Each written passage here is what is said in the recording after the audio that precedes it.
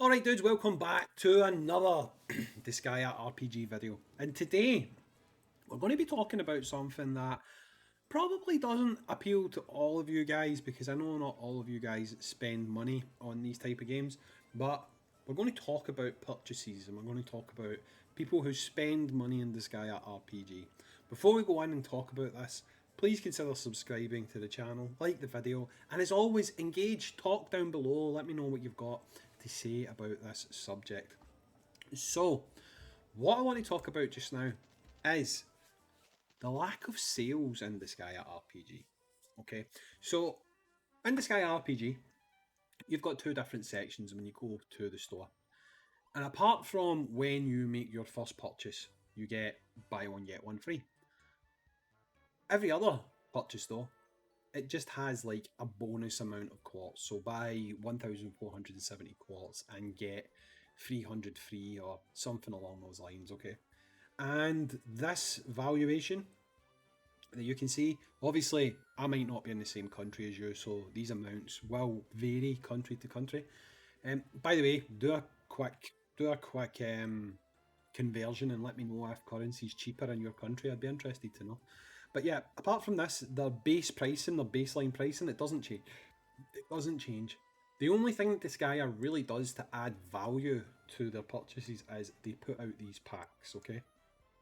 So we're going to look at the most recent pack, which is this is. I'm deliberately picking the most expensive one, right? So if we compare it to here, you'll see this one is $87.99 and you get 6,380 quartz, okay? Oh, I just got a new subscriber. Yay, thanks, Imperial. But you'll see it's 6,380 quartz for $87.99, right? So if we go down to here, and we'll look at how much quartz we're getting in this package, right? We're getting 4, 5, 6, we're getting 7,200. So we're getting 7,200, we're getting one NE prinny, and we're getting a couple of tickets, okay? Now, obviously, you're saving around about $5 or £5. You're gaining maybe 400 extra quartz, but you are getting the NE prinny, right? The NE prinny, there's no denying that that's actually decent value.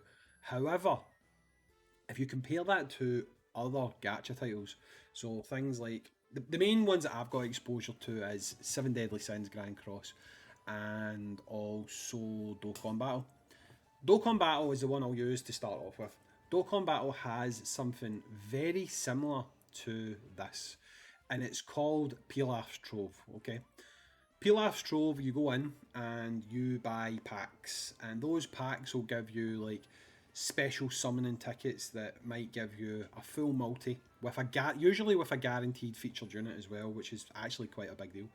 So it'll give you a pack that will give you tickets enough to do one multi with a guaranteed featured unit. It'll give you lots of extra stuff like training materials. It'll give you items that give you like additional stats and stuff like that, because there's something in Dokkan called the hidden potential system. So that's like its version of giving you extra value. So the way that this gives you an NE prinny, what Dokkan does is they give you like better gear and stuff like that. The thing is though, when you buy Pilaf's Trove and Dokkan, the price that you pay for that costs you less than doing one regular multi. So you get the multi at a discount, you get a guaranteed chance to pull that featured unit. So essentially you get the multi, but you get a higher value multi, because if you do a paid multi, you might get nothing. But on this one, you'll get a guaranteed featured unit. Sure, it might not be the one you want, but it'll be one of the guaranteed 7 units that are featured on a banner, okay? As well as that, you get the other things as well. So it adds a lot of value. Grand Cross does this as well, where it will sell you packages for a reduced rate, and you'll get summoning tickets that allow you to do several multis on a banner for a much lower price than it would cost to buy simple quartz on that banner. Now, what both of these games also do is when they bring those packs out, like the new packs for new celebrations and that type of stuff, they also reduce the price of the quartz. You usually find that they have sales every week or every new celebration. Dokkan, for example, is notorious for having really good sales. Well, Sometimes it can have average sales, but usually you always save at least 20% on a couple of purchases. You get a lower value stone pack, maybe like this one, for example, would be reduced by 50%. Sometimes they go really crazy and they give you like 90% off one time only for stuff like this. So games like Dokkan give you not only those packs, but they also give you massive sales on their quartz as well. Seven Deadly Sins also do this. They do like buy one get one free, or buy one get X number of summoning tickets, etc. And you get a lot more value for your money that way as well. However, Disgaea doesn't do that. Disgaea only does this. They only do these packs, and depending on where you are in the game, these packs lose a lot of value. Now, as someone who plays JP as well, I've seen the packages on JP, and they become far less appealing to you because things like, if we look at this one here, you can see that the value in this one is nowhere near as good. But things like these here, 4-star tickets, 3-star tickets, they very slowly start to diminish in value. However, when you go to JP now and you look, they still give you things like tickets. And on GP, these tickets aren't as valuable anymore because you get badass banners coming all the time. You get units that are like step up banners, guaranteed summons. Like after X number of summons, you're going to get a unit. So at that point, quartz becomes a lot more valuable to you. And I feel like Disgaea up to this point is kind of missing the point when it comes to sales and value for people who actually spend money. And as time progresses, a lot less people are going to be turned on by these sales. As it stands just now, I know a few people who do purchases in game, and the only one that really is appealing is this, and it's because of the NE Prinny, okay? But even NE levels are going to become easier to get.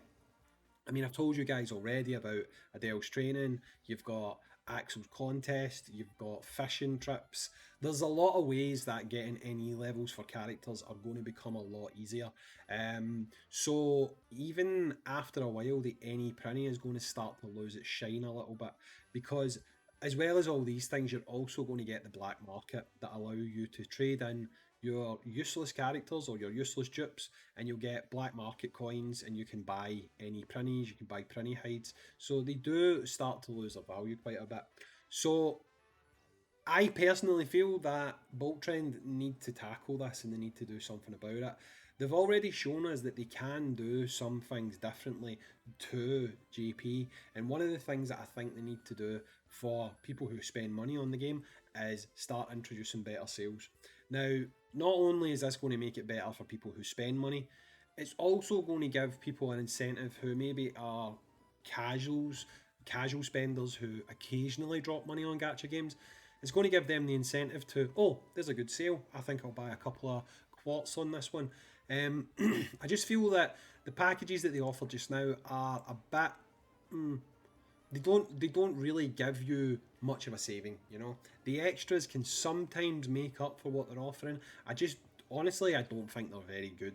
And I think it's something that if they want to encourage more people to put money into Disgaea, which again, personal choice. If you don't spend money in gacha games, that's fine. But if you're someone who maybe occasionally does, a good sale, a good value proposition to you is something that's maybe going to make you open your wallet and actually decide to spend. So my message to Bolt Trend is this, and that is get your finger out when it comes to sales because they're not very good. You don't offer players who do spend money on the game currently, you don't offer them a lot of value with regards to your offerings and the offerings that you make to players. So yeah, might come off as a bit negative, but I do feel like they do need to work a little bit on their sales side of things because they are a bit lacking, they are a bit poor. We're now coming up for how long? How long has the game been running?